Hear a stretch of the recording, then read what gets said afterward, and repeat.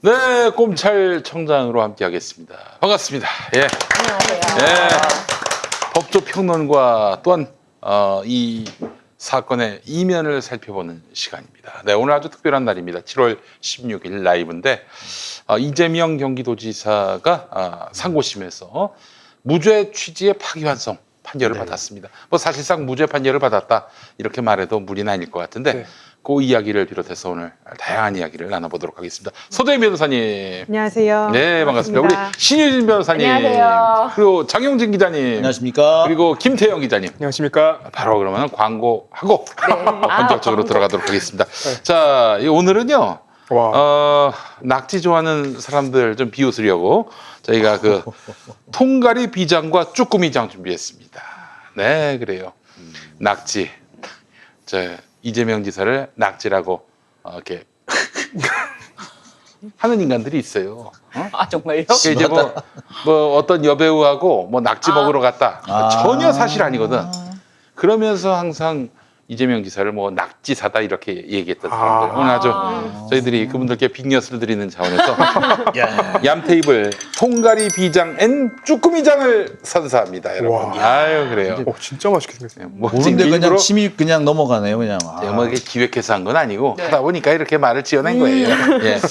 네, 어떻게 보면 이렇게 딱 맞는 날이 있어요. 그렇습니다. 그래도. 아주 통쾌합니다.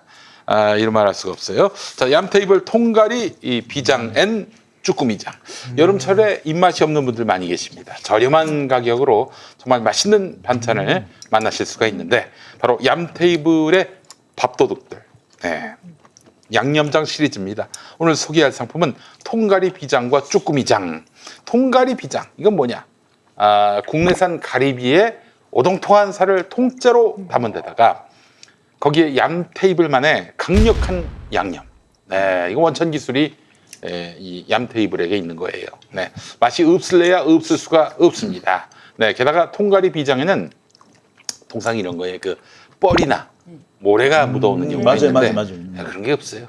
왜냐, 바다 얕은 곳에서 잡은 가리비는 사실 그럴 수가 있는데 수심 10m에서 30m 정도 깊은 바닷속에서 자란 가리비이기 때문에 뻘이나 모래 걱정 같은 것들은 아예 벗어 던지셔도 됩니다. 네, 맛있고 깔끔하게 드실 수가 있습니다. 식감이 아주 끝내줍니다. 네, 현재 인터넷 최저가가 9,900원인데요.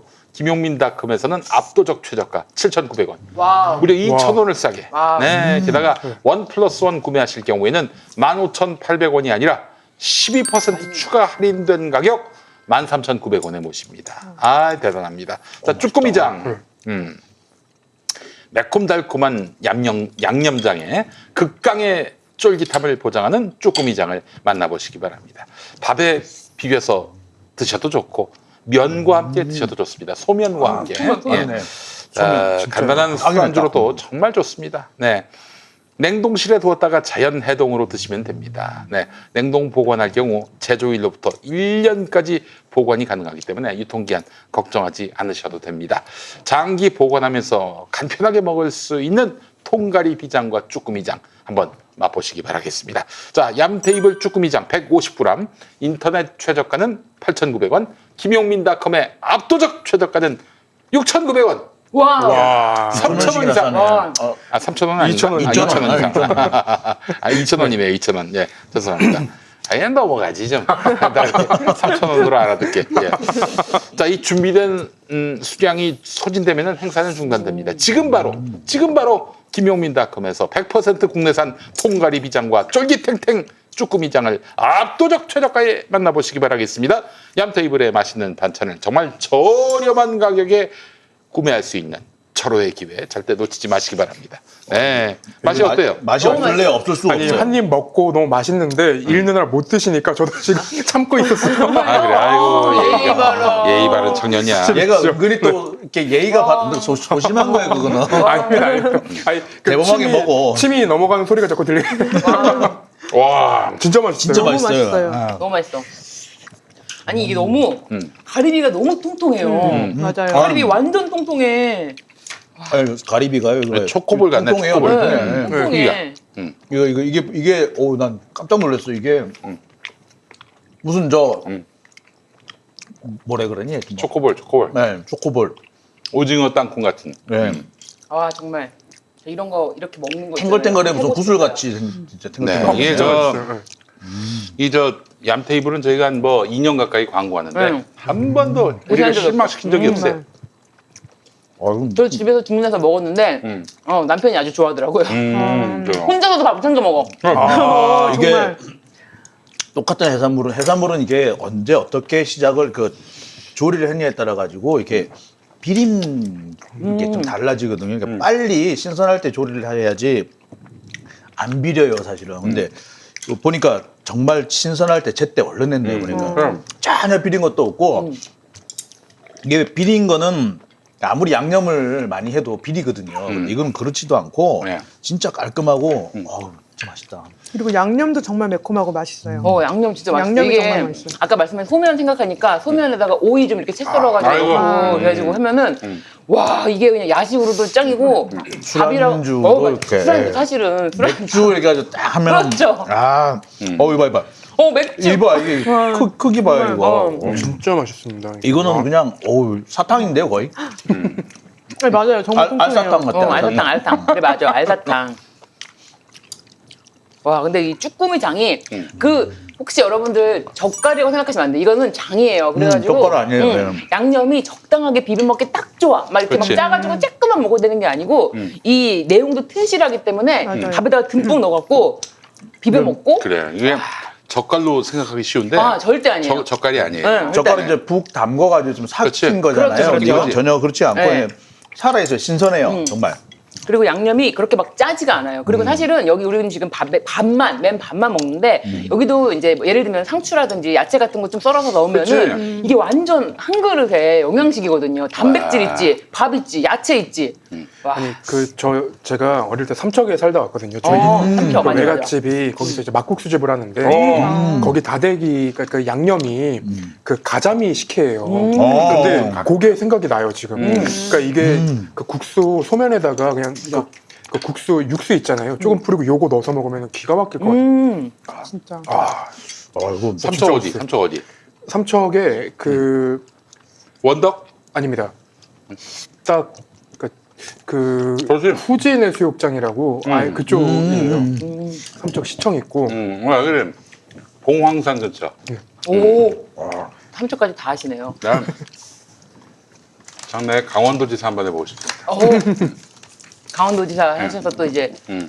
이 쭈꾸미장 아니 강원도는 명물이 뭐야? 저기 우리 최문순 지사께서 싫어하시겠네요.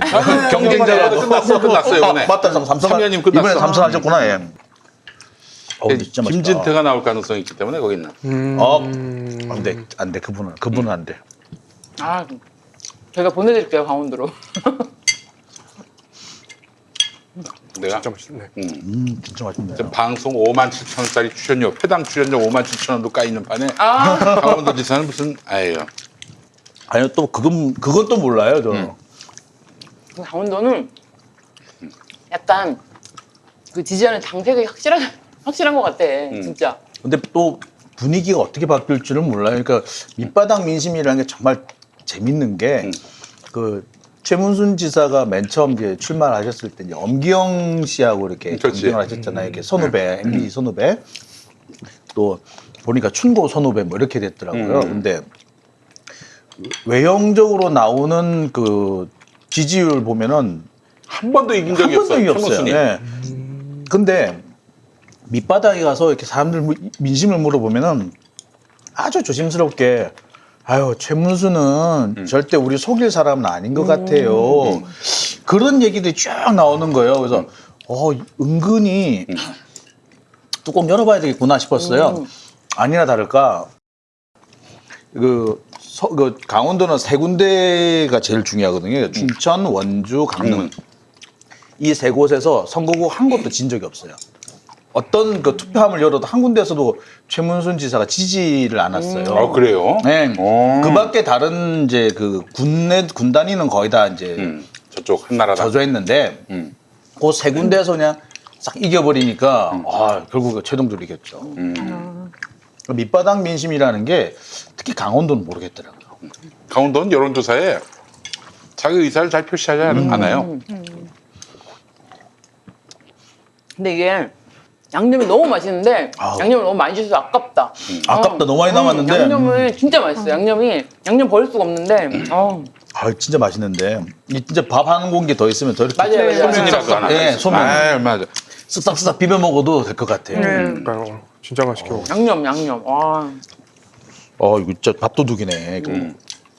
아, 우리 밥도둑. 엄미애 씨 밥도둑. 네. 아니 이런 거 집에 하나 있으면 정말 혼자 밥 차려 먹기 너무 좋아요. 반찬 필요 없죠. 응. 덜어서 그냥. 그냥. 그러니까. 네. 이거 뭐 별다른 반찬도 필요 없고. 네.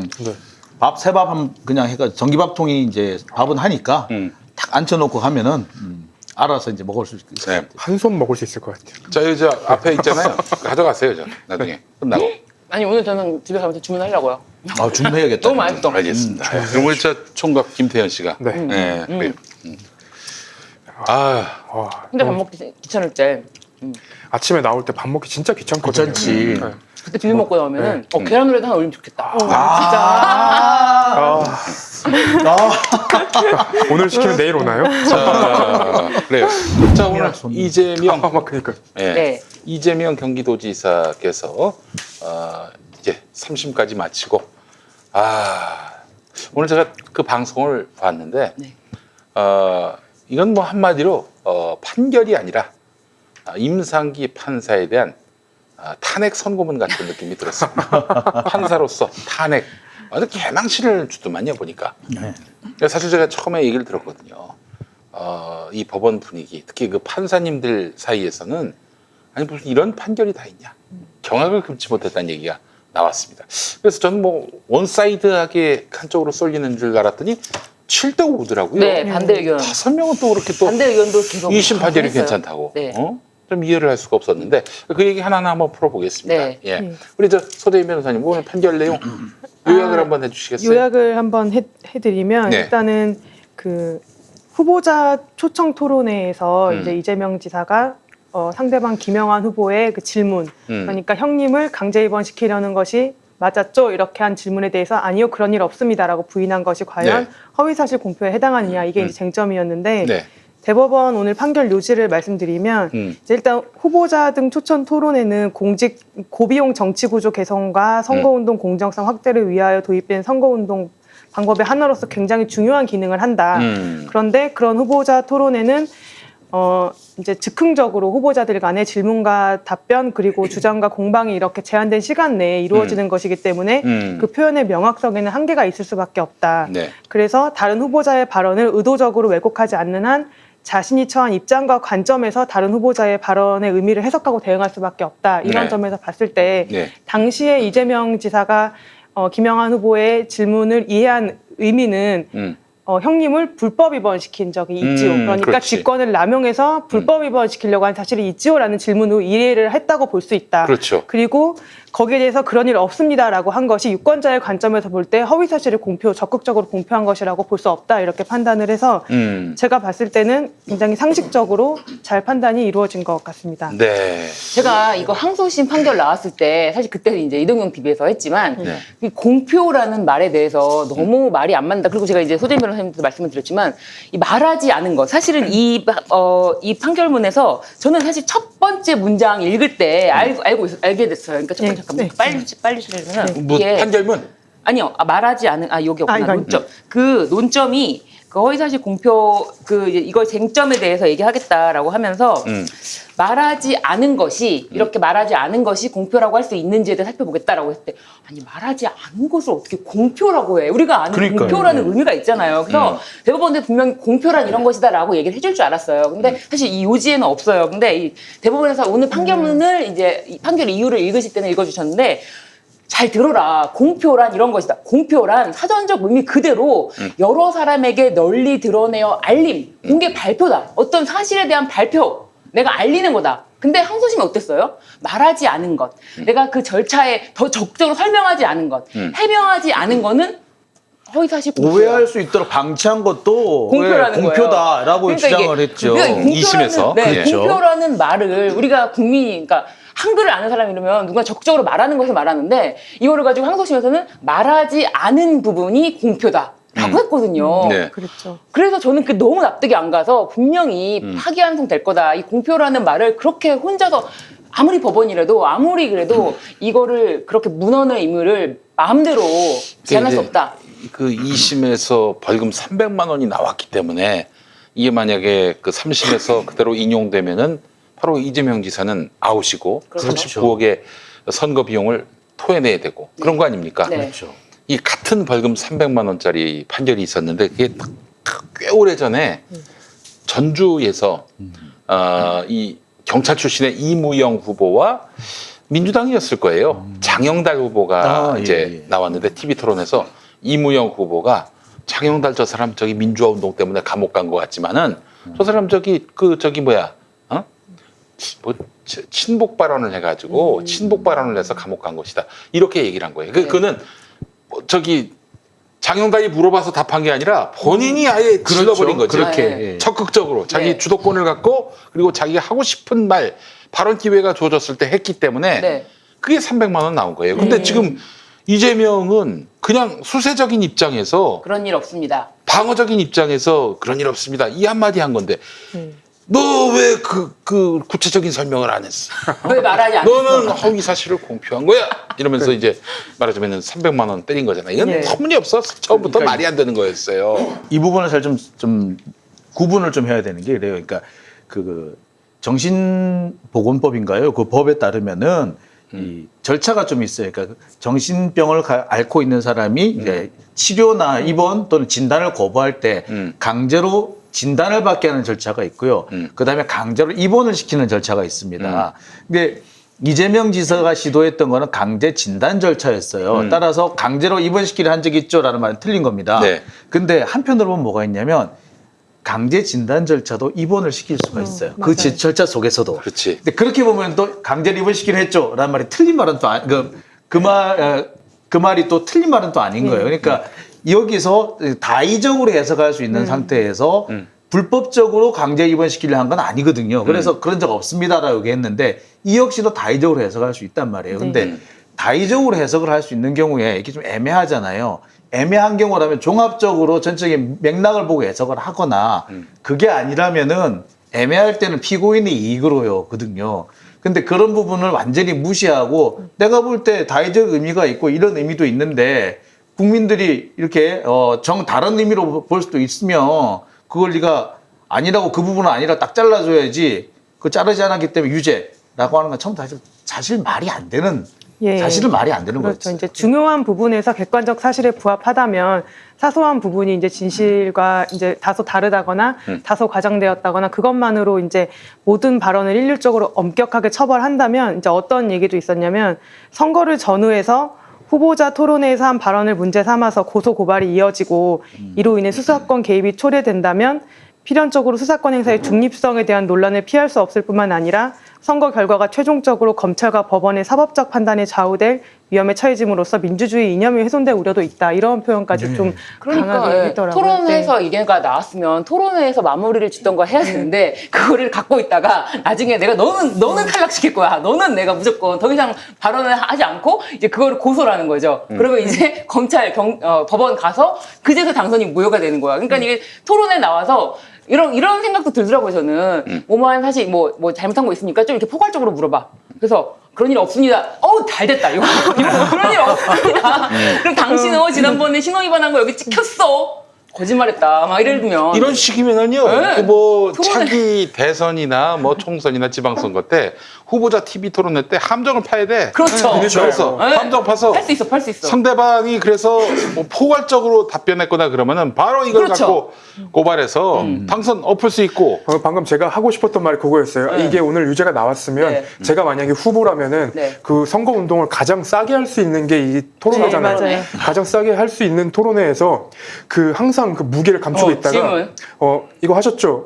대답할 때쯤에 아니 그거 말고 아니 이렇게 할 수 있을 것 같아요. 그죠? 그러니까 요즘 대법원 선고 자체가 그 좀 이제 시청자분들이 이해하기 쉽게 설명을 하자면 지갑을 닫고 입은 열게 해주자 선거법과 그렇죠. 관련해서. 맞아요. 그래서 뭐 금품 관련한 거는 강하게 처벌을 하고 표현의 자유는 최대한 넓게 해석을 하자 이런 건데 오늘 선고는 아마 그런 게 굉장히 좀 반영이 많이 된 거 아닌가. 그리고 그 반대 의견 5분 하신 분들 네. 솔직히 저는 이걸 보면서 저분들 선고하는데 시간을 좀 제한을 해보고 싶다.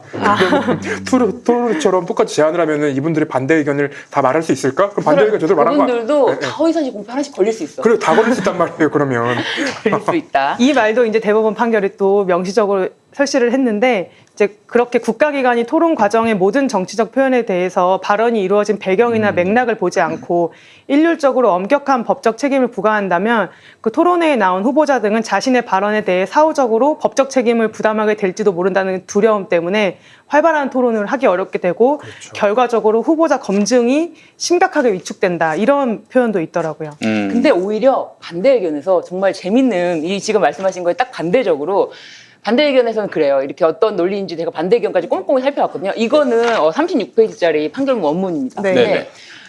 지금 토론회장 위축시킬 수 있다고 했는데 반대 의견에서는 공표라는 의미를 그렇게 제한적으로 해석하지 마라.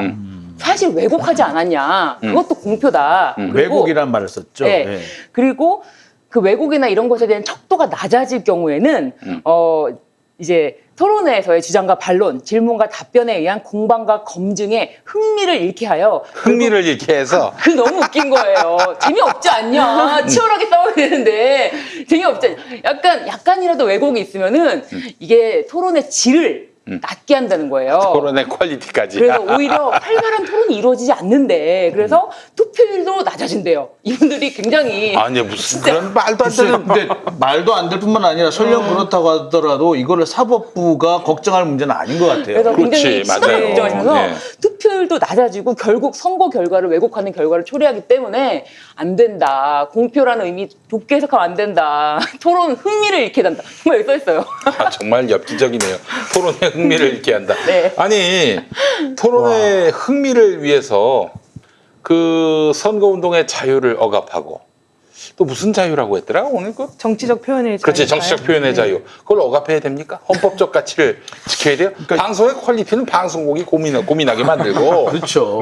그 왜 그 자기들이 걱정을 해 대법관들이. 그러니까 오히려 이렇게 표현을 이렇게 하나하나 디테일하게 제안을 하게 되면은 그거야말로 그 위축시켜가지고 토론이 재미없어지지 않을까 그렇죠. 싶어요. 그러니까요. 말 안 하면 돼 일단 그러면 잘 할 수가 없죠, 모르겠는데 근데 두려움 글쎄요, 때문에. 제가 기억이 잘 안 네. 나서요. 뭐 이런 식으로 그리고 해버려도 돼요. 앞으로는 그게 너무 저거 될 것 같아. 그런 일 없습니다 나오면은 이거 이거지. 예.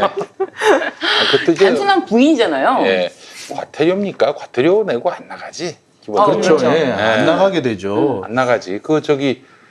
그러니까 저는 제가 뭐 무슨 우리 계신 우리 법조기자나 또 변호사님에 비해서는 뭐 법에 대해 아는 건 없지만은 그래도 제가 여러 번 수사를 받고 여러 번 또 재판장에도 가보고 느낀 건데 되게 이렇더라고요.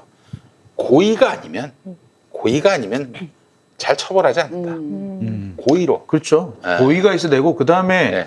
그 뭐 사실 그 제일 좋은 경험은 이렇게 의사도 임상 경험이 많은 사람이 좋은 의사고 법률도 임상 경험이 많은 분이 예. 예 정말 그 좋은 답변 알려주신데 좋은 말씀하셨어요. 이제 네. 적극적인 고의 위법을 저지르겠다는 적극적인 고의가 없으면 사실 처벌을 안 하는 게 맞거든요. 네. 그러니까 근데 이렇게 그것도 왜곡도 적극적인 왜곡이 아니라 네. 말을 하지 않아서 생기는 그렇죠. 오해인데 왜곡이라기보다는 오해인데 이거를 오해를 방치했다라고 해서 이거를 처벌할 수 있다라고 생각하는 건 좀 그때 이걸 그러니까. 왜곡이라고 표현하는 것도 좀 이상하고 이 말씀은 결국에는 수세적인 입장, 방어적인 맞아요. 입장에서 답변한 거는 적극적이지 않은 거예요. 그렇죠. 고의적이지가 않은 거예요. 또 하나 항상 제가 자기는 이재명 변호사한테 들은 얘기야. 내가 그 법에 대해서 비로소 눈을 뜨게 된 계기가 바로 이재명 도지사 때문인데 네. 저는 이재명 도지사께서 그 김어준 총수가 하던 그 뉴욕타임스가 아니라 파파이스. 지금 다스베이다 말고 네. 파파이스에 나와가지고 이게 박근혜 정권인데 나는 세월호의 실제 선주가 국정원이라고 확신한다 이런 말씀하시더라고요. 그래서 저러다 국정원한테 소송당하면 어떡하나? 난 믿어 의심치 않는다 그런 말도 또 하시고 그래서 아니 시장님 그렇게 얘기했다가 된통 당하면 어떡합니까? 이게 잘 새겨들으라고 네. 확신한다는 말이 뭔가? 내 의견이 그렇다. 생각과 그게 의견이에요. 사실을 얘기하는 건가? 아니면 의견을 얘기하는 건가? 나 자신의 의견이기 때문에. 이게 만약에 그러네요. 사실이라면은 그 배는요 세월호는 국정원 겁니다. 네, 그런 좀 얘기가 좀 있습니다. 뭐 이런 거라든지. 아니, 최근에 그 파파이스 그걸 보고 저한테 제보할 게 있다고 제보자 한 분 전화를 하셨어요. 네, 그 김어준 총수가 얘기하던 마지막 퍼즐을 맞췄다고. 네, 뭐예요? 근데 그 이제 그 국정원, 내가 생각해도 국정원인 것 같다. 국정원한테 현상금을 걸면 잡을 수 있다. 네. 이런 말씀을 하셔가지고 네. 아마 보고 계실 수 있는데 제가 그분한테 화를 냈어요. 그 현상금을 거는 주체가 유가족이어야 된다고 그런 말씀을 하셔가지고 그거 유가족들 2번 죽이는 거라고 그러시면 안 된다고 예. 그렇게 화를 냈었는데 지금도 가끔씩 그렇게 그 전화가 오죠. 그래서 근데 국정원이 아니라 뭐 국정원이 뭐 공작을 해서 그래서 일부러 빠뜨렸다. 네. 뭐 이런 얘기를 근데 하죠. 뭐 그게 중요한 게 아니라 네. 중요한 게 아니고. 표현이 확신한다라고 하면 네. 그거는 이제 사실이 아니라 의견을 그렇죠. 표시한 것이기 확신한다면은 대단한 거를 얘기하는 것 같지만 네. 네. 내가 자신의 그렇게 견해니까. 믿는다. 네. 내가 그렇게 견해다. 믿는다. 내가 그렇게 여긴다. 이렇게 판단하는 거기 때문에 이건 처벌될 수가 없는 거예요. 그렇죠. 네, 맞습니다. 자신의 견해이니까. 견해는 처벌을 안 받아. 네. 앞으로도 방송할 때 할 말이 없으면 뒤에 확신합니다라고 붙여야 되는 혹은 뭐 마치, 애매하게. 마치 혹은 뭐 뭐뭐와 같다. 네. 사실이라면 뭐뭐이다 이러면은 네. 그 웬만하면 면책돼요. 그걸 알려주신 분이 이재명 본지사였어요. 그래서 아니, 그래놓고 본인이 이렇게 더 아니 저 양반 저 맨날 저기 검찰에 불려 나가는 양반인데 저런 식으로 얘기해서 살아남을 수 되겠나? 있겠는가 했더니 확신한다라는 얘기는 또 의견이다. 그렇게 의견이다. 예, 의견의 영역에서 충분히 예, 이해가 되는 여기 것이다. 판결문에도 보면 일정한 한계를 넘는 표현에 대해서 그러니까 대법원 판결이 아예 기준 자체를 안 잡은 게 아니라 토론회의 맥락이나 그런 주제를 벗어나서 선거인의 정확한 판단을 그르칠 정도로 의도적으로 왜곡해서 허위 사실을 공표했을 경우에 처벌한다는 그 기준은 분명히 세워져 있는 거예요. 그리고 물론 일정한 한계를 넘는 표현에 대해서는 엄정한 조치를 취할 필요가 있지만 그러니까 이무영 그 사람이 그렇죠. 그 사례에 그 사람 해당이 종북 되는 때문에 거죠. 감옥 갔다 뭐 이렇게 얘기하는 거면은 그건 얄짤없지. 네, 맞아요. 근데 이제 그에 앞서서 자유로운 토론과 성숙한 민주주의를 위해서 표현의 자유를 더욱 넓게 보장하는 것이 보다 중요하고 표현의 자유가 제 기능을 발휘하기 위해서는 그 생존에 필요한 숨쉴 공간, 즉 법적 판단으로부터 자유로운 중립적인 공간이 있어야 한다. 이런 굉장히 의미 있는 또 판시를 했습니다. 숨쉴 공간 멋있지 숨쉴 않나요? 공간. 네, 멋있죠. 너무 멋있어요. 아 네. 이번에 사실 그 판결문을 입수해가지고 제가 정말 한번 외우고 싶어요, 진짜. 네, 정말 외울 만한 네. 가치 의미가 그래요. 있어요. 네. 요지만 외우셔도 될 것 같아요. 보니까 외울 만한 사람인데 너무 두꺼워. 너무 두꺼워. 36페이지밖에 안 됩니다. 야, 이게 누가 씁니까 이런 걸? 대법원장님이 직접 쓰시나요? 그렇진 않고 연구관이 연구관들이 써서 검토를 가지면서 받겠죠. 의견을 계속 네. 연구관은 뭐 예, 어떻게 판사입니다. 판사님. 판사예요. 판사들로 구성되기도 하고 네. 간혹 가다가 이제 학자들 중에서 박사급 학자들 중에서도 그 포함이 되는 경우도 있고요. 그럼 근데 대체로 박사님 보면 것도 연구관이 쓴 겁니까? 근데 기본적으로 마지막 이렇게 마침표라든지 뭐 문장의 순서라든지 이런 걸 전부 다 보시기 때문에 네. 그게 연구관의 솜씨라고 보기는 어려워요. 그렇죠. 이게 내 이름으로 발표되는 글이기 때문에 내가 다 하나하나 봐야 되고 그리고 호흡이 잘 맞아야 돼요. 제가 확신하는 건데 요거는 김상환 대법관께서 쓰신 것 같아요, 느낌에. 김상환 대법관 내가 그 양반 판결문을 정말 애써서 구해서 읽는 편인데 네. 너무너무 글을 잘 쓰세요. 일단 판결도 잘하지만은 글이 아주 기가 막힙니다. 숨쉴 공간 공간. 뭐 이런 부분은 보면은 그분의 손길인 것 같긴 해요. 그러니까 예. 반대 의견은 흥미를 잃게 된다. 이런. 그분 박성욱 정말- 대법관이 아니니까 토론회 확신하십니까? 확신합니다. 아니, 반대 의견에 저는 그 사실을 왜곡하여 선거인의 공정하고 정확한 판단을 그르칠 정도 이런 말이 나오는데 맞아. 그 당시 선거 상황을 다 까먹으신 것 같아요. 왜냐하면 맞아요. 그 당시에는 이 지사가 콩으로 매주를 쓴다고 해도 안 믿던 그런 상황이었거든요. 무조건 그렇죠. 공격을 하던. 근데 이 그리고 상황에서 불법 위번 네. 혐의가 정말 들썩들썩했잖아요. 그 그렇죠. 상황이. 그래서 그 상황에서 이제 이재명 지사로서는 그 김영한 후보자의 질문을 불법 입원 시켰죠라는 질문으로 이해할 수밖에 없는 상황이었던 거예요. 그러니까 강제 입원이라는 말 자체가 어떻게 네. 보면은 불법적이라는 것을 사실은 내포하고 있다고 봐야 되거든요. 그러니까 법에 따라 한 거냐 뭐 이런 식으로 물어봐야지 그 위법이 있는 거 아니냐 이런 식으로 이렇게 사실 물어봤어야 맞긴 한데 그게 아니라 강제로 한 거죠라는 말은 그 말 자체가 사실 불법이죠라는 말이 포함되어 있는 거 아닌가요? 그렇죠. 우리가 보통 받아들일 때도 강제로 뭘 했다 그러면 불법이라고 생각을 하지 않습니까? 그렇죠. 김영한 후보자도 수사 과정에서 이거는 불법으로 입원시킨 거 아니냐라는 질문이었다라고 그렇게 아니 그러면 그걸로 끝나지 뭘. 그러니까요. 그래서 결국 1심에서는 이재명 지사가 압도적으로 이겼고 네. 근데 2심 가가지고 엉뚱한 판결을 내린 거예요 한마디로. 그러니까 지금 계속 말이 똑같은 말이기도 한데 그 강제 입원보다는 정신병원에 입원시키려고 했었죠. 이렇게 말을 정확한 워딩은 정신병원에 입원시키려고 했었죠예요. 근데 이 부분을 말을 하지 않았다는 건데 강제 입원, 그 강제 입원도 마찬가지인데 어쨌든 간에 본인이 원해서 자발적인 입원이 아닌 경우를 강제 입원이라고 하면 그 강제 입원 절차에 관여한 사실을 언급하지 않은 점, 강제 입원 절차에 관여한 사실을 언급하지 않은 거를 공표라고 볼 수 있느냐. 간단하게 보면은 야 언급하지 않은 걸 어떻게 공표라고 보냐. 저는 그냥 간단하게 그렇게 생각하면은 언급하지 않아서 유죄라니 이건 아니다. 그리고 이게 유죄가 되려면 법을 되게 확장 해석을 해야 돼요. 맞아요, 맞아요. 그러니까 특히 이제 강제 입원 절차라고 하는 거는 강제 진단과 실질적인 강제 입원 이 두 절차를 모두 포괄하는 의미인데, 근데 이렇게 돼버리면 강제 입원 절차에 개입한 것도 관여한 것도 강제 진단 절차에 관여한 것도 강제 입원 절차에 관여한 게 돼버리니까 이거는 되게 법을 완전히 확대 해석하게끔 만들어 놓은 거거든요. 그리고 공표라는 개념 자체도 아니요라는 말을 공표 글쎄 그 허위의 공표라고 해야 되려면 사실 그 침묵도 공표여야 되고 그렇게 되면은 그 헌법 체계라는 걸 다 흔들게 되는 거기 때문에 사실 그 부분에서 판단을 했는데 그렇게 부작위 말하지 않은 것에 대해서 범죄라고 우리가 인정을 하게 되는 거는 조금 그렇지만 부작위범이라고 합니다. 근데 그 부작위범이 성립이 되려면 법적인 의무가 있는 거를 하지 않아야 부작위범이 성립돼요. 그러면 이 사람이 강제 입원 절차에 관여했던 그 어쨌든 절차에 관여했던 사실이 말할 법적 의무가 있는지 이걸 봐야 되거든요. 맞아요. 근데 이런 거 없이 만연하게 공표의 의미만 넓힐 수가 없는 거예요. 말하지 않은 걸 말한 것과 같다고 보려면 말할 의무가 있어야 돼요. 네. 반드시 말할 의무가 법적으로 있어야지만 되는 거예요. 그때 법을 제가 보면서 느낀 건데 법은 역시 굉장히 안정성을 중요시 여긴다. 그러니까 한마디로 얘기해서 무리하게 적용하지 않으려고 한다는 게 느껴지는데 물론 그렇다고 대한민국 사법 역사에서 무리한 법 적용을 안 한 적은 없지. 굉장히 많이 있었지.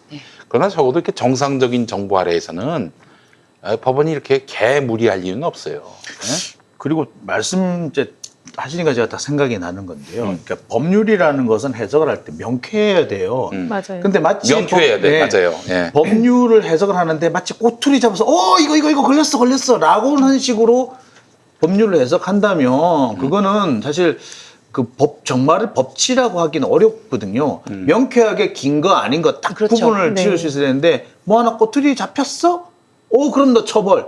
이런 식으로 해결한다든지 그런 식으로 해석을 하는 거는 잘못된 법 해석이라고 보거든요. 특히 형벌의 경우에는 맞습니다. 더 명확성의 명확성의 원칙이 원칙이 있어요. 정말 중요하죠. 내가 언제 처벌될지 모르니까 네. 내가 항상 입을 닫고 있어야지. 뭐 하나 꼬투리 잡힐까봐 항상 이렇게 소극적으로 이렇게 몸을 움츠려야 되는 그런 상황이 된다면 이게 말 그대로 자유민주주의를 침해하는 그렇죠. 해석이 되거든요. 음. 그러니까 자유민주주의라는 걸 계속 이상한 얘기는 많은 어떤 분들은 툭하면 자유민주주의라고 얘기하는데 자유민주주의는 뭐냐면 내가 국가로부터 간섭받지 않을 그런 권리를 말하는 거거든요. 근데 이렇게 지금처럼 이런 소소하게 꼬투리 잡는 듯한 이런 법 해석이라면 말 그대로 자유민주주의를 침해하는 거죠. 예. 그 재판에 기자들 많이 들어가잖아요. 네. 들어가면은 여전히 막 피고인이나 뭐 저 피해자들한테 소리 지르고 화를 내는 판사들이 아직 남아 있거든요. 근데 저희들이 이제 취재하고 이런 거는 사실 거기서 이런 부조리한 게 있지 않나. 법을 너무 이렇게 어떤 약자들한테 좀 강압적으로 사용하는 게 아닌가라는 거를 찾으러 가는 건데 요즘 재판을 취재를 하러 들어가시는 분들을 보면은 그것만은 아닌 것 같아서 괜히 한번 얘기하게 되네요. 네. 정보 보고도 하고. 예. 알겠습니다. 하여간 이번에 그 판결이 이렇게 나가지고 이재명 지사로서는 정말 이제 지긋지긋한.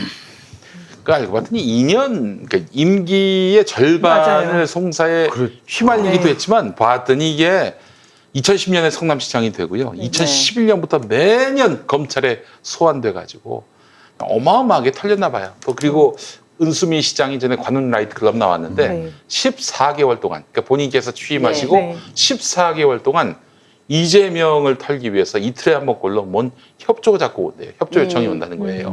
뭐 심지어는 이재명 지사 어머니가 성남시청에 몇 번 들어왔는지 뭐 그리고 뭐 브라질 출장을 갔는데 그 통화 내역 뭐 이런 것까지. 그리고 뭐 전에 한번 집인가 그 관상가 거기 털 때 그 이번 일로 털 때 그 조국 장관은 11명? 네. 11명. 여긴 50명. 오. 50명. 그야말로 지금 뭐 2011년부터 시작해서 한 거의 10년 동안 탈탈탈 털어서 이잡듯이 털어. 이잡듯이 털어가지고 모두 무죄. 모두 무죄. 그렇게 된 이렇게 나온 거예요. 이거는 사실, 이거는 네. 거의 뭐 신의 그 도덕성에 범접한 게 아닌가. 아니 그런데 저는 한편으로 이제 우리가 이제 예전에도 방송하면서도 뭐 1심 때부터 막 예측하고 그랬었는데 1심에서 완전 무죄가 나왔지만 네. 약간 이제 저희도 이제 모르던 사실들이 막 이렇게 드러나고 할 때 이분 너 이랬나 막 강제 이번 지시를 되게 그러니까 당황했었어요. 진단 지시를 막 네. 내렸던 부분이 막 있고 발표가 되고 그래서 근데 검찰이 되게 꼼수가 완전 제대로 걸린 게 그 정신병력에 대한 그 증거를 늦게 냈잖아요. 맞아요. 그렇죠. 악의적으로. 예, 악의적으로. 네. 전화 막판에. 통화한 내용. 네. 그래서 거기서 이제 이 지사에게 유리한 통화가 있는데 그건 완전히 안 누락시키고. 냈죠. 네. 그렇게 누락시키고 그렇게 꼼수를 부리다가 어떻게 보면은 무리하게 수사를 진행하면서 이렇게 된 거잖아요. 그럼에도 불구하고 이 지사가 강제 진단 지시를 한 적은 있어요. 그러니까 지자체장으로서. 네. 근데 그 진단 지시 부분에 대해서 이게 어떻게 될까? 우리가 이 권한이라고 봐도 법원에서 만약에 이 그렇죠. 권한이 아니라고 보면 어떡하나. 네. 그런 걱정은 1심 때 했었거든요. 사실 그랬죠. 예. 우리는 그래서 직권 남용에 대해서만 걱정을 했지 공표는 허위 생각도 안 사실을 했어요. 전혀 생각을 못했으니까 이게 분명히 그 진단 권한은 있는데 이것이 그 과잉한 것이다 또는 그럴까봐 남용했다, 남용이라는 게 남용했다 할 그렇잖아요. 수도 있거든요. 권한이 있는데 이거를 좀 과하게 했다라고 하면 바로 남용이니까 되게 불안하고 되게 걱정되는 부분이 있었는데 다행히 1심에서 그러니까 저희들은 걱정했을 때 그 이재선 씨가 네.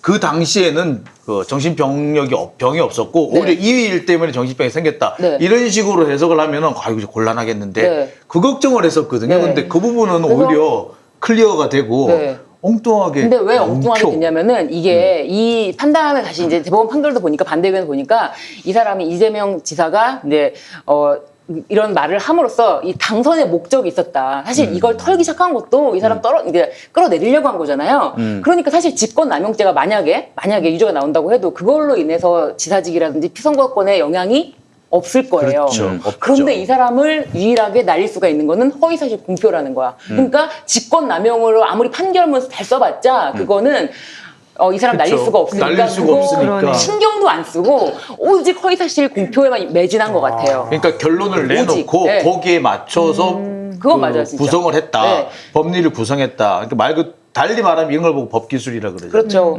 그 어떤 말로는 기교사법이라고도 얘기하는데 딱 그런 상황이다라고 보시면 맞을 것 같아요. 그래서 항소심에서도 그 직권남용에 대해서 괘씸하게 봐서 그래도 너무 이렇게 과하게 한 거 아니냐라고 해서 직권남용이 좀 계속 걸리는 거예요. 그렇죠. 그래서 사실 제일 걸렸었죠. 네, 걸렸는데 남용한 거 아니냐라고 만약 법원에서 판단하면은 또 대법원 가겠지만 그렇게 판단할까봐. 그런데 난데없이 허위사실이라고 나와가지고 공표라고 나와서 이거는 대법원에서 깨지기 위한 절차다. 진짜 그런 생각이 들었고 오히려 이 판결문이 너무 이상해서 그 부분은 대법원 가서 쉽게 깨질 수가 있다. 저는 이제 그렇게 계속 얘기를 많이 했었는데. 근데 네. 어떻게 소수 의견이 5명씩이나 나올 거라고는 저도 사실 예측밖 예. 예상 밖이에요. 그분들도 마찬가지로 이분이 잘못했다. 이분은 지사를 하면 안 된다라는 생각에 그냥 강하게 생각하시는 것이 저의 확신입니다. 아니 근데 저도 확신합니다. 실제로 그 양반들 보면은 이 뭐랄까요? 이게 정말 편견으로 눈이 확 가린 경우가 아닌가. 그러니까 법리를 따지면 이게 이재명이 아니라 다른 누군가의 그 사건이다 했을 때 과연 이런 판결에 동의할 수 있겠는가? 그러니까 사실 김진태 의원 같은 경우에 지난번에 그 허위사실 유포가 좀 걸렸었어요. 그러니까 이제 그 공약 이행률이 몇 %다, 너무 몇이다 이런 부분이 있었는데 이 부분에 대해서 분명히 보면 허위가 맞는데 하지만 전체적으로 보아서 이것이 뭐 공약 이행률이라는 것이 사실 이렇게 애매하잖아요. 그렇죠. 그러니까 그런 부분에서 반드시 틀렸다고 볼 수 없다라고는 그런 판결이 나왔었어요. 그래서 결국 무죄 판결이 났거든요. 네. 예. 근데 그런 수준에 맞춰본다면 그때 그 김진태 의원 같은 경우는 적극적으로 공표를 한 것인데도 무죄인데 이건 적극적인 공표가 아닌데도 공표라고 우기면서 이거 그 유죄라고 한다는 건 진짜 말이 안 되는 거였어요. 뭐 지나간 얘기니까 그런데 임상기 판사도 그렇고 오늘의 그 5명도 그렇고 이재명이 행여 여기서 무죄가 난다면은 대통령이 될 수 있다. 그러면은 우리의 기득권에 심대한 어떤 침해가 있을 수 있겠다라고 판단한 것은 아닌지. 내가 이렇게 얘기하면 너무 과합니까? 생각이시죠? 그런 확신을 갖고 있는데. 근데 문제는 뭐냐면은 네. 나의 이런 그 생각이 잘못됐다면은 당신들의 판결 논리는 더 심각해, 더 틀렸어. 내가 봤을 때. 그럼 하여튼 뭐 정말 참 너무. 저도 그 확신에 힘을 좀 보태고 싶어요. 어디가 힘을 보태는 거예요. 예. 네. 확신하라고. 근데 사실 그 말이 맞는 것 같은 게 그런 게 그 문재인 대통령을 지지했던 분들이 대부분 그러잖아요. 저분 정말 신사 젠틀하고 정말 그 점잖고 그러면서도 참 바른 생각을 가진 분이다. 뭐 이렇게 생각을 하는데 단 약점 하나 전투력이 없어. 뭐 이거였거든요. 근데 이재명 지사는 참 많은 단점을 가지고 있는데 저분은 전투력이 있어라고 그래서 난 저 사람이 좋아 하는 분들도 계시거든요. 그리고 그 전투력이라는 게 결국 뭐냐 적폐를 상대로 해서 완전히 불도저처럼 밀어붙이겠지 않을까라는 그런 기대감을 말하는 거 아니겠어요? 그렇다고 본다면 저의 입장에서의 기대감이라면 상대방의 입장에서는 위기감일 수도 있지 않겠는가? 그렇지. 그러니까 그렇다면은 이 위기감을 해소한 유일한 방법, 내가 그 칼자루를 쥐고 있다면, 그랬을 수도 있을 것 같아요. 확신합니다. 제가 어떤 분에게 인문학자한테 들은 얘기인데 굉장히 그 사교성이 넓은 분이에요. 정말 우리 사회 최상위 엘리트부터 시작해서 맨 밑바닥 사람들까지 교류가 정말 굉장히 많은 분인데 이분이 저한테 한번 얘기하더라고요. 그 김 박사가 그 의외로 사람들을 많이 만나고 뭐 대화를 나누는 스타일이 아닌 것 같다. 맞아요. 제가 낯을 많이 가리는 편이기도 한데 내가 한 가지 일러줄게. 그 최상위 엘리트 중에 이런 놈들이 있다. 근데 꽤 많다. 서울대 아니라서 존나게 무시하는, 그러니까 혐오하는, 서울대 출신이 아니라서 혐오하는 그런 인간들이 있다. 이게 말이 안 되는 것 같잖아요. 말이 되는 말 거예요. 돼요. 말 돼요. 네. 말 돼요. 말 돼요. 저 여러 번 절감한 적 있어요. 예. 저도 절감한 적 있어요. 여러분 본 적 있습니다, 여러분. 그러니까 서울대 출신도 아닌데 예를 들면 뭐 이렇게 뭐 어떤 그 전문직에서 네, 일한다 맞아. 그러면 저 새끼 왜 저기서 그러니까 예전에 회창희 형이 네. 회창희 형이 죄송합니다 고대 출신인데 아니, 괜찮습니다. 그 식사를 같이 하는데 그냥 정치를 하고 식사를 하고 기자들하고 식사하는데 김 기자는 그 어느 학교 나왔습니까? 딱 물어보니까 네 저 고려대 나왔습니다. 아니 그 학교 나오고도 기자입니까? 그런 얘기 했어요 실제로. 저 실제 그거 들은 적 있습니다. 국회의원이랑 기자랑 인터뷰를 하면서 걸어가고 있는데 네. 그 국회의원이 기자한테 학교 어디 나왔냐고 우리나라에 단일학교 하나밖에 없지 않습니까? 라고 얘기하는 걸 본 적 있어요. 단일학교? 네, 단일만 학교 하나밖에 없지 않습니까? 단일만 학교? 네, 네. 저는 이제 제가 이제 군 경력이 좀 특이해요. 네. 군번 2개라고 말씀드렸죠. 그러니까 두 번째 장교 복무를 이렇게 정훈 장교를 했는데 우리나라에서 정훈 장교가 되는 방법이 이제 그때는 2가지 있었어요. 정훈 특임 사관이라 그래가지고 석사학위 이상을 가진 사람들 중에 네. 선발을 해요. 그래서 선발해서 이제 갔더니 그러니까 전국 각지에서 이제 내노라 하는 친구들이 왔어요. 근데 그 36명 중에 서울대가 6명인가 7명인가 됐었거든요. 나머지는 각 학교별로 1~2명씩 이렇게 됐었는데 제가 그 정훈장교 그 내무반에서 그 소대장 후보생을 했었어요. 그랬는데 나중에 그 친구들이 그러더라니까. 쟤는 스카이 서울대도 아니고 스카이도 아닌데 어떻게 소대장 후보생을 하나 그러더라고요. 그래요. 예, 그게 이제 들리더라고요. 지들은 몰랐겠지만 그리고 근데 그 친구들이 아, 들으라고 한 거야. 들으라고. 근데 서울대 얘기 왜 하셨나요, 예. 대표님? 예? 서울대 얘기 왜 서울대 얘기는 하셨나요? 왜? 아니 그러니까 그 얘기를 하는 이유는 네, 뭐냐면 그러니까. 이재명이 중대 출신. 아, 중대 출신이 대통령이래? 안 되지, 안 되지, 안 되지. 그렇죠. 이런 그런 사람들이 얘기 많아요. 아니 얼마 전에도 그랬어요. 심지어는 너는 서울대 나와가지고 경희대 밑에서 검사하니? 뭐 이렇게 얘기를 하는 사람도 있었어요. 충격이네. 그저 문재인 대통령 예, 경희대 문재인 출신이라고. 대통령을 보고. 근데 당시 경희대는요, 문 대통령이 그 경희대 다닐 때는 네. 돈이 없는데 공부를 너무너무 잘하는 사람들이 경희대 갔어요. 예. 왜 따로 장학금을 줬어요. 장학금 주고 생활비까지 줬어요. 아, 그, 저는, 그 이재명 지사 같은 경우에도 중앙대를 온 게 그게 그 장학금 때문에 간 거야. 장학금하고 생활비까지 줬기 때문에 그걸 가지러 온 것이고 그분도 이제 생활비를 받아가지고 그 생활비를 가지고 형님한테 학비로 준 거예요. 그러니까 그 형님이 그걸 가지고 이제 공부를 해서 그 회계사가 되셨죠. 그런데 이제 그 형님하고 싸워. 자, 그러니까 이게 참 이재명 지사가 그 자기들이 보기엔 굉장히 좀 위협적인 위협적인 존재거든. 존재죠. 이게 보니까 이 사람 보통이 아니야. 지금까지 그 난관, 위기를 다 돌파해왔어요, 지금까지. 심지어는 도저히 이게 넘을 수 없는 미투까지. 가짜 미투 아니야, 가짜 미투. 근데 사실 그렇잖아요. 어느 여성이 내가 저 사람하고 나 그때 진짜 위험한 줄 알았어. 불륜 관계다. 그러면은 나도 그게 끝난 줄 알았어. 불륜 관계가 아니면 어떻게 입증해? 그렇잖아. 남자 입장에서 네. 어떻게 입증합니까? 그러니까 그리고 어느 정이 있다. 여자가 아닌데 맞다고 하겠어요. 특히 더군다나 불륜 같은 그런 문제를. 그 내 친구 중에 한 명은 나 참 너무 웃긴 얘기고 기가 막힌 얘기인데 그 여배우 여배우. 사건 소식을 네. 듣고 그때부터 이재명을 지지하기 시작했다. 어머. 이재명도 우리와 같은 남자다. 아이 미친놈. 나 지금 발짝 웃겨가지고. 하여튼 근데 결국에는 이게 사실이 아닌 걸로 드러났습니다. 그 점 얘기는 정말 예. 저기 압권이었어요. 저는 이제 점 얘기 나왔을 때 되게 난감했었어요. 저걸 어떻게 입증하지?라고 했는데 야 이재명 기자 정말 대단하시다고 검증을 받으러 가셨더라고요. 아니 근데 이 지사가 뭐 그러는 데 있어서 수치심 이런 걸 느끼진 않고 이거다. 이거 돌파할 수 있는 게 이거다. 그래서 아마 인류 역사상 최초일 거예요. 자신의 미투를 반박해서 가짜 미투를 입증한 아마 최초의 사례가 아닐까 이런 생각이 드는데 친구분 지지 처리하셨나요? 모르겠어요. 그 여배우. 그 얘기를 이재명 지사한테 가서 한번 한 적이 있었어요. 깔대고 웃더라고 그냥. 근데 그 여배우 변호인이 강용석 변호사였잖아요. 예. 그때 알아봤지. 사실 처음에 혼자 나왔을 때는 네. 그래도 그렇죠. 약간 진실해 보였어. 근데 다음에 다시 오겠다. 변호인 선임에 다시 오겠다. 그랬는데 옆에 딱 강용석 변호사가 있길래 글렀구나.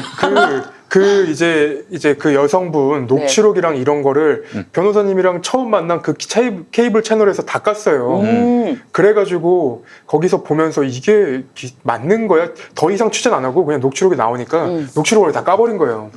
그래서 그분이 앞으로 기자 생활 계속 할 수 있을지 좀 의문이었었어요. 예. 네. 하여튼 뭐 강용석 씨하고 김부선 씨하고 요즘 사이가 매우 안 좋더라고. 김부선 씨가 페이스북에 뭐 글을 썼나 봐요. 네. 내 이름 팔고 다니지 말라고. 예, 하여튼 뭐 아주 뭐 흥미로운 일이었는데 여간 그 이지사 제가 지금 이지사 평전을 쓰고 있어요. 뭐 누구 허락받고 쓴 것도 아니고 누구 요청받아서 한 것도 아니고. 김호진 통전도 쓰셨잖아요. 네, 그래서 쓰고 있는데 내가 그분의 인생을 쭉 봐오면서 느낀 게 뭐냐면은 이 양반은 위기가 발생하잖아요. 그걸 반드시 기회로 대반전을 시키는 어마어마한 능력을 갖고 있습니다. 그거는 능력 그 이상이야. 거의 이상이죠. 신공이야, 예. 신공. 예컨대 내가 오늘 낮에도 어디 가서 얘기한 건데 어디 가서 얘기했더라.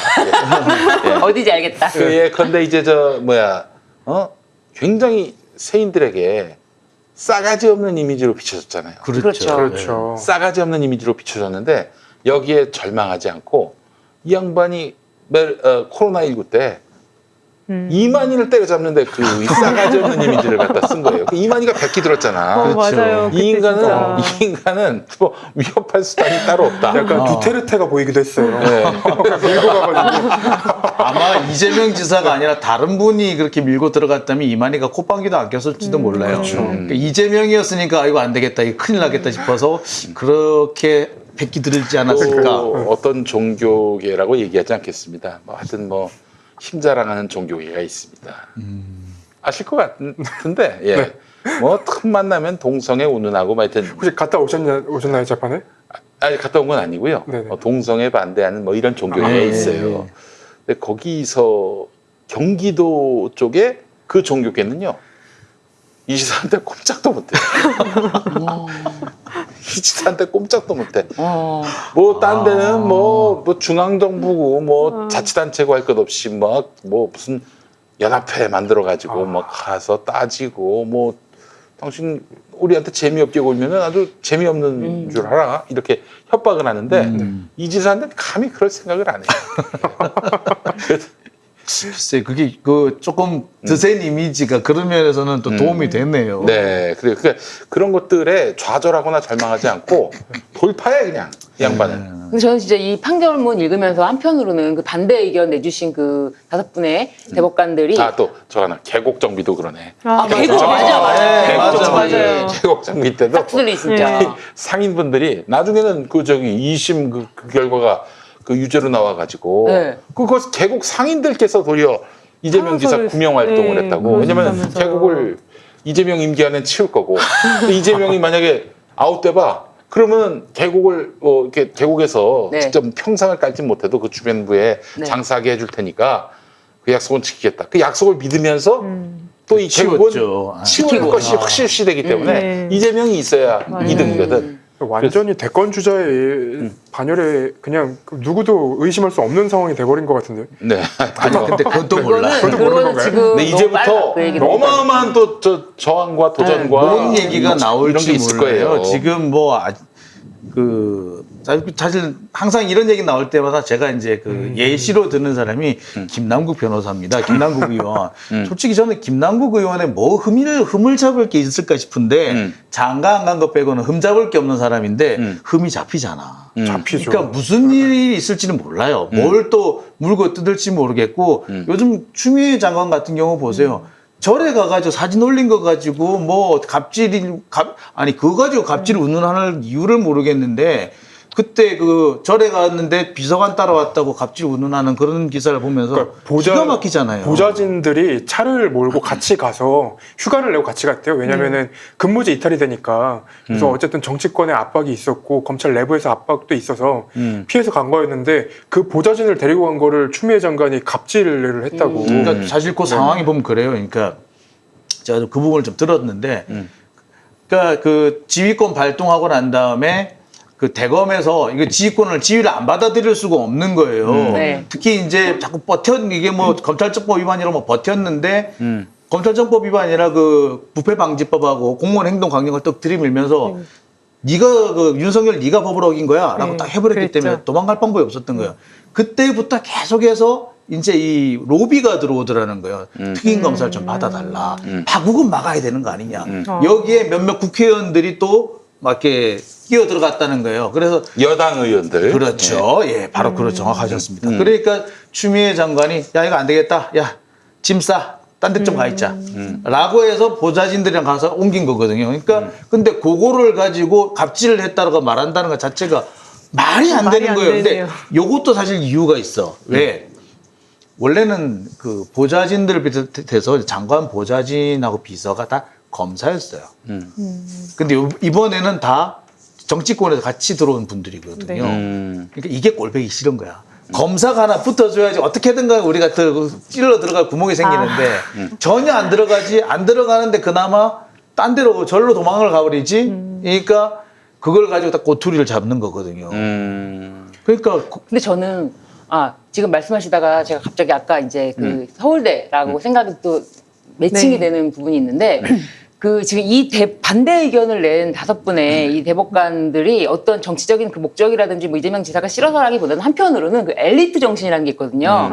그러니까 서울대생들만 좋아하는 그 엘리트 정신이라는 것도 있는데 이분들은 이렇게 똑바르게 말해주지 않으면 우리 일반 국민들은 못 알아먹어. 일반 국민들이 헷갈린다고. 그런 정확하게 얘기해야 돼. 내가 이거 정확하게 이거 난 다 알지만 이렇게 얘기한 건 문제야. 우리 국민들 하나도 못 알아먹고 엉뚱한 데 표 찍으면 큰일 난다. 이분들도 사실 한편으로는 그런 엘리트주의에 사로잡혀서 그것도 그 엘리트주의도 본 것 같아. 네. 많이 본 것 같아요. 진짜. 네. 그래서 이분들이 자신들만이 민주주의를 지킨다라는 신념에 있을 수 있다. 그런 생각이 들어요. 네. 근데 그 2심 판단부터 사실은 지금까지 총선도 껴있고 여러 선거들이 껴있었잖아요. 그러면 우리가 결과적으로 봤을 때는 그 판사들이 판결문 가지고 정치를 했다라고 이제 확신할 수 있는 부분이 나오는 건데, 그렇다면 저희가 그 판사들이 판결문을 가지고 정치를 할 때 막을 수 있는 수단이 더 있어야 되지 않나라는 생각도 근데 들더라고요. 이거는 명백하게 이제 아까 제가 좀 굉장히 그 부분이 인상 깊어서 흥미를 잃게 된다라고 이 부분을 읽는데 이분들의 그 논조는 그래요. 이분들의 논조는 그 일부 관여한 부분이 있는데 그런 거 똑바로 말해주지 않고 어쨌든 지사직이나 지금 출마한 사람이 그것도 TV 토론회에서 그 공정성을 의심받지 않는 TV 토론회에서 왜곡시킨, 그러니까 똑바로 말해주지 않은 것 자체는 우리가 판단해서 처단해줘야 된다. 우리가 차단해줘야지 이 나라가 똑바로 간다. 뭐 그런 엘리트주의가 있는 거지 완전 정치적으로만 쓴 건 아니에요. 그러니까 이젠 저기 중앙대 법대 출신이 우리 머리 위에 있을 수도 없다 이거예요. 한마디로 얘기해서. 이게 지금 얼마나 말도 안 되고 시대착오적이고. 그러니까 대통령이 경희대 법대인 것도 기분 나빠 죽겠는데 경기도지사까지 뭐 이런 그러니까 이제 노무현 대통령 때 그쵸. 고졸 대통령이라고 아주 노골적으로 그렇게 네. 비하를 했잖아. 사건이 어떻게 되십니까? 라고 예. 물어봤죠, 검사들이. 이게 여러분, 그러니까 여러분 우리 사회의 그 최상류층이라는 사람들이 훌륭한 사람도 있어요. 사실은 네, 정말. 그렇죠. 그 지식만큼 그 양식과 또한 이런 기본적인 그 어떤 인간에 대한 예의가 갖춰진 분들도 아주 많지만은 그런 아주 쓰레기 같은 인간들이 많이 있습니다. 그런 인간들이 또 권력을 많이 쥐고 어떤 있고 심리학자 있어요. 그런 말을 하신 적이 있어요. 사이코패스 검사를 했더니 음. 그 최상위 권력자라는 사람들 중에 사이코패스 성향을 보이는 사람들이 꽤 많이 있더라. 또는 그러니까 최고 대기업의 최고 그 최고 그 경영자들 중에서도 사이코패스적 경향을 보이는 사람이 꽤 많이 있더라.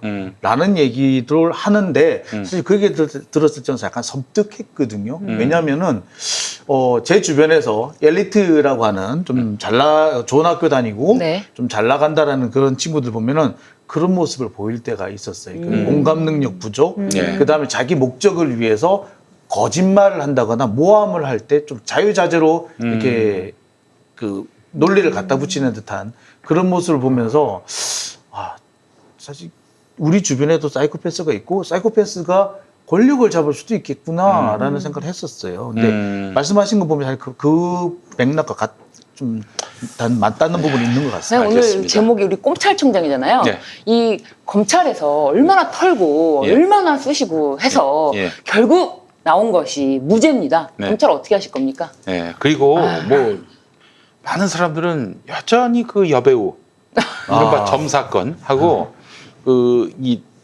이재명 지사 부인 네. 정의를 위하여라는 트위터 계정 이걸 많이 기억하는데 여러분 분명히 알아두셔야 될 게 이거는 기소도 안 된 겁니다. 네. 기소조차 안 된 거예요.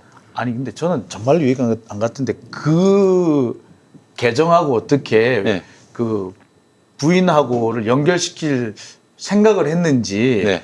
연결을 시켰다고 하더라도 그걸 어떻게 고소고발장에 놓고 수사 대상으로 삼을 생각을 했는지 이해하기가 그게 어려워요. 왜 수사 대상입니까? 그러니까 이해가 안 가요. 예. 그거는 우리가 흔히 말하는 음모론이지 않습니까? 예, 근데 예. 음모론을 수사를 한다니까 참 대한민국 검찰 할 일이 없구나. 그러니까 이제 사실 2018년에 지방선거 앞두고 이재명 지사를 그야말로 코너로 몰고 인간 이하의 그쵸.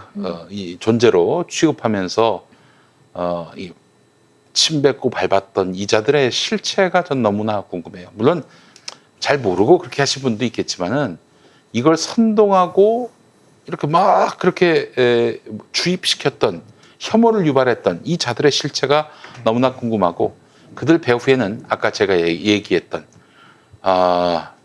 아니 중대법대가 어떻게 우리 머리 위에 있을 수가 있어? 이런 사고를 가진 사람들이 있는 건 아닌가? 이거는 공화국을 부정하는 겁니다. 공화국을 부정하는 거예요. 예. 자, 그런 생각을 해봤습니다. 하여간 이재명 지사 이제 10년 가까운 세월 동안 거의 매해 탈탈 털렸는데 나온 게 아무것도 없었습니다. 이쯤 되면은 대권 후보로서 검증 다 통과한 거 아닙니까? 적어도 도덕성 문제에 관해서는. 그렇죠. 예. 네. 뭐 거의 아까도 말씀하셨듯이 미투를 통과한 사람은 없어요. 네. 지금까지. 그렇지. 예. 예. 그 검찰의 그 발목에 잡혀가지고 고생하셨다가 결국 그걸 돌파하신 분들은 꽤 있거든요. 제가 볼 때 이제 조국 전 장관 같은 경우도 조만간 돌파하실 것 돌파하고 같아요. 예. 있죠. 오늘도 보면은 그 심지어 무슨 얘기가 나왔느냐면 예, 그 표창장과 관련된 얘기가 또 이제 나왔는데 그 표창장에서 번호가 막 이상하게 나왔잖아요. 그래 번호가 이상하다. 일련 그래서 번호, 네. 1년 번호가 이상해서 그래서 이것이 위조다 이런 주장이 그랬죠. 있었는데 그 1년 번호와 관련해 가지고 그렇게 할 때도 있었어요라는 증언이 나왔어요. 나왔어요. 그리고 그 동양대 직원 중에 한 명이 그런 설명을 해요. 정경심 교수가 그 최성해 총장이랑 여동생이 관계인 것처럼 보일 정도로 친했다. 잡음이 있을 때마다 그 정경심 교수가 최성해 총장을 만나고 오면 해결이 됐다는 거예요. 근데 이제 와서 이렇게 안면물 써는 게 이해가 안 된다고 얘기하는 게 하나가 있었고요. 그리고 그 정경심 교수가 그 저희가 많이 쓰는 한글 그걸 안 쓴대요. MS 워드를 쓰는데 그 검찰 공소장에는 한글 파일을 이용해서 표창장 위조를 했다라고 써 있거든요. 근데 한글 쓸 줄 모른다고 합니다. 네. 그의 보고를 듣고 내가 너무 깜짝 놀랐는데 그러면 공소장 또 변경해야 되나? 또 변경해야 될 것 같은데요. 아래 한글 파일을 가지고 어떻게 뭐 했고 뭐 잘라 붙였고 이렇게 했는데 이분은 그 아래 한글을 쓰질 않는다. 워드를 쓴다. 그것 때문에 그게 이제 워드하고는 윈도우 워드하고는 MS 워드하고는 이제 한글하고 좀 호환성이 없잖아요. 네. 그래가지고 그 대학 직원들하고 이렇게 트러블이 좀 있었대요. 이건 안 쓰시면 어떡하냐. 우리 다 아래 한글 쓰는데 MS 워드 쓰시면 어떡하냐. 그래가지고 네. 트러블이 생길 정도였다고 하거든요. 매번 보내면 네네. 그렇기 때문에 애시당초에 이제 MS 한글로 뭐 이걸 위조했다는 것 자체가 성립이 안 성립이 안 되는 되네요. 거죠. 그리고 자꾸 직원들을 불러가지고 그 상장 대장을 물어보는데 네. 그 당시에 근무를 하지 않았던 직원들을 자꾸 불러고 물어봐요. 최근에 2017년 이후에 상장 대장이 이제 온라인 넷상으로 만들어진 이후에 사람들한테 그 절차를 물어보지 2014년 그러니까 오늘 나왔던 것 중에는 2015년 대장인데 2016년도 번호를 가지고 2017년 대장인데 2015년께 들어있어요. 아닙니다. 2015년 대장인데 2016년 연도를 가지고 2017년에 발급이 된 게 나와요. 그러니까 2017년께 나오더라니까. 네네네. 장윤 TV 가면 완벽한 궁합을 볼 수 있습니다. 우리 합을 지금 못 맞춰가지고. 재판 끝나자마자 말하고. 아니 혜원이가 그렇게 안 썼던데. 네. 그러니까 왜 2015년도 대장에 2017년 발급 내역이 있냐 이 부분도 좀 밝혀지지 않는 거예요. 그래서 변호인 측에서 질문을 했던 게 너네 2017년 이전에 그 지금 폐기된 그 상장 대장 너네 언제 폐기했냐 이거 의도적으로 폐기한 거 아니냐라는 질문을 할 정도였어요. 그 너무 행정이 엉망이고 그 엉망인 행정 가운데서도 그 직원들마다 오늘 증인이 10명 나왔는데 거기 8명 말이 다 달라요. 그러니까 본인 그 자기들이 발급했을 때 쓴 그 1년 번호 체계가 다 틀린 거예요. 그러네요. 그리고 쓴 대장도 다 틀린 네. 거예요. 예. 엉망진창인 거죠. 그런데 1년 번호가 다르다고 위조된 거다라고 네. 그렇게 주장을 했던 거예요. 그 검찰이 오늘 확인 못한 게 하나 있었거든요. 그러니까 여기 그러니까 팀장 직원 중에 한 명이 그 이전에 근무했던 직원한테 전화를 해보고 온 거예요. 근데 검찰은 이 사람을 조사한 적이 없고, 근데 이 사람이 나 그런 1년 번호로 상장 내본 적 있고, 그리고 상장에다가 주민등록번호 적은 적 있다고. 검찰은 이거 2개 다 있기 때문에 위조라고 하고 있거든요. 예, 그래서 우리 인턴 기자를 이번에 오늘 그 법정에 들여보내서 워딩을 좀 쳐보라 그랬더니 이 친구가 오늘 나와서 취재를 하고 난 다음에 기사를 썼어요. 네. 기사 쓴 제목이 재밌습니다. 이건 제가 손을 안 댄 거예요. 네. 애초에 엉망인 동양대 상장 관리, 날짜도 안 맞고 1년 번호도 없고. 요거였어요. 맞네요. 네. 네, 제대로 그러니까- 썼네요. 그러니까 이게 딱 이게 뭐라 그래야 되지? 직관적으로 제목을 뽑았네요. 네, 정말. 직관적이었어요. 그러니까 사모펀드는 이미 뭐 조범동 판결에서 드러났듯 네. 무죄로 날 것 같고 이 표창장도 이렇게 해서 무죄가 나면은 나는 그래서 정말 다시 이제 시계를 네, 작년에 조국 전 장관 네, 첫 압수수색했을 때로 네, 돌아갑니다. 네, 그때 들어가세요. 적지 않은 누리꾼들이 네, 이거는 윤석열 총장이 조국 장관의 어떤 이런 여러 가지 비위나 알고 있다. 이런 것들을 털어주기 위해서 음. 그때만 해도 윤석열이 우리 편이라는 인식이 있었어요. 털어지기 위해서. 털어주기 위해서. 갑자기. 그래서 더 이런 위기를 일부러 만들어 가지고 결국에는 조국의 어떤 그런 대권 주자로서의 위상을 키워주기 위해서 그랬을 것이다. 윤 정말 총장이 탈탈 털어주셨네요, 진짜. 윤 총장이 사실은 검찰 개혁론자였던 거죠. 네, 그렇죠. 그래서 그것도 검찰 그동안 개혁 또 검찰이 왜 개혁해야 되는지 온몸으로 보여주면서 실증적으로 그렇지 보여주신 검찰 개혁의 어떤 국민적 당위성 이런 것들을 심어주기 위해서 누가 보더라도 야, 개혁해야 되겠구나. 자기 몸을 던졌다. 예. 조국 그러고 보니 정말 깨끗한 사람이구나. 그래서 내가 그거 보고 얼마나 화를 낸지 몰라요. 아니 이 사람들이 너무 나이브한 거 아닌가? 아니 윤석열이 미쳤다고 이런 짓을 하겠는가? 그렇게 따지면 사실 그 검찰이 10년 동안 이재명 지사도 일부러 깨끗하게 만들어주고 입투시켜준 대권주자를 거네요. 만들기 위해서, 대권주자를 만들기 위해서. 이런 음모는 어떻습니까? 이런 음모. 괜찮은 것 같아요. 이거 괜찮은데. 신선해요. 예, 알겠습니다. 그러면 나중에 이제 한 몇 년 뒤에 이제 그 청와대에 조국 전 장관이나 이재명 지사가 들어가고 밤에 몰래 이제 윤석열 총장을 부르는 거겠네요. 네, 그렇죠. 이렇게 술 한잔 하시면서 그때 고생 많이 하셨습니다. 예, 알겠습니다.